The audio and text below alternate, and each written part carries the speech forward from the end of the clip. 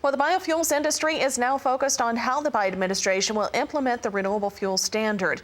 In light of Friday's Supreme Court ruling, a report circulated in recent weeks that the administration was considering granting more waivers to small refineries. But because the EPA defended biofuels before the Supreme Court decision, the hope is the agency will grant fewer waivers than the Trump administration. The RFS gives the agency broad authority in granting the waivers. Right now, 70 requests are pending. Well, CEO of the American Coalition for Ethanol, Brian Jennings, joins us now with further perspective. And Brian, as always, thanks for your time here this afternoon. So what was your reaction, of course, to the court's ruling on Friday, and was it a surprise? My initial reaction was certainly that of disappointment, Janet, but I must say that having time now to digest this, in truth, the Supreme Court ruling is really very narrow in scope. It really merely focuses on when refiners can seek these waivers.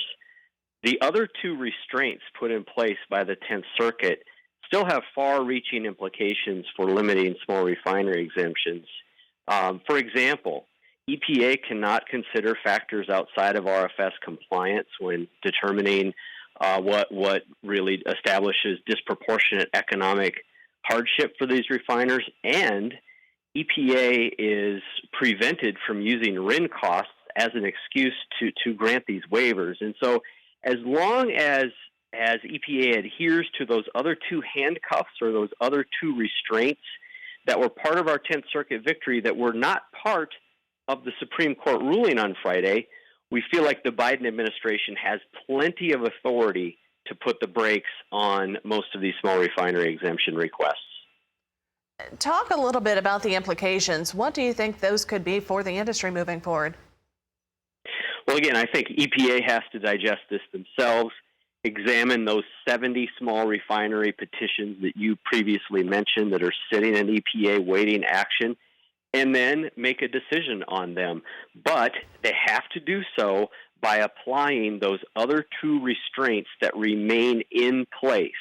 And that, we believe, will mean that far fewer than 70 of those small refinery exemptions will get granted. It should be a very small number of those. Recall, this Supreme Court decision boiled down simply means this.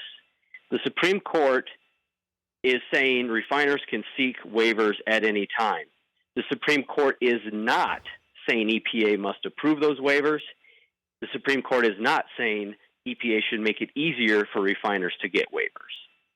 So, Brian, as we move forward after this SCOTUS ruling, what will you guys be focusing on? Well, we have a lot that we expect to come from EPA in the coming days. We have the 2021 and 2022 renewable volume obligation proposals. We have action at some point on those 70 small refinery requests that are still sitting at EPA, as you noted. We expect this E15 rule to either remove or improve that E15 label at the pump to be finalized at some point this summer. And we have these CAFE greenhouse gas standard proposals that are coming out in July that will impact whether octane can play a role in helping automakers meet or comply with those fuel economy standards. So there is a lot of activity we expect coming out of EPA in the coming days and weeks. Brian, you say the coming days on some of those, talking about, of course, the RFS standard as well as those 70 petitions. Do you have any kind of timeline possible? EPA has told us they're focused on just finalizing those volumes by the fall, but it's getting pretty late in the summer for these proposals, so I do expect, frankly, any day now. It could be yet this week, it could be after the 4th of July holiday. We're going to see some news from EPA on that front. All right, Brian, as always, thank you very much for your insight today. American Coalition for Ethanol CEO Brian Jennings on the phone with us today out of Sioux Falls, South Dakota. You can go online to ethanol.org for more information about the industry.